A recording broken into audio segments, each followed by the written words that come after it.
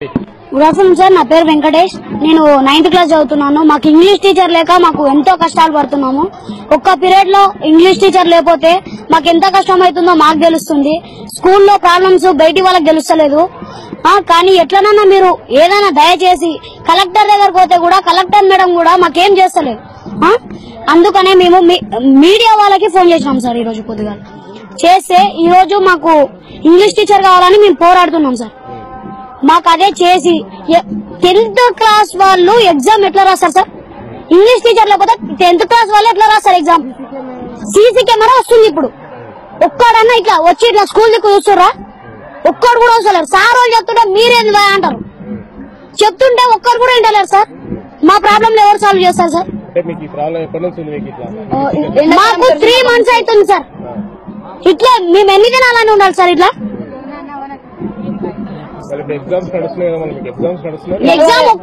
Exam పెడితే ఒక్కరికి 0, ఒక్కటి రాదు. 10th క్లాస్ వాళ్ళు మెయిన్ ఇప్పుడు వచ్చి చెక్ చేస్తారు. ఎన్ని మార్క్స్ వస్తాయి మీకు? 20 మార్క్స్ స్కూల్లో ఉంటాయి కదా సార్. 20 మార్క్స్ స్కూల్లో ఉన్నప్పుడు ఒక్క మార్క్ రాకపోతే ఆడ ఏం రాస్తారు సార్?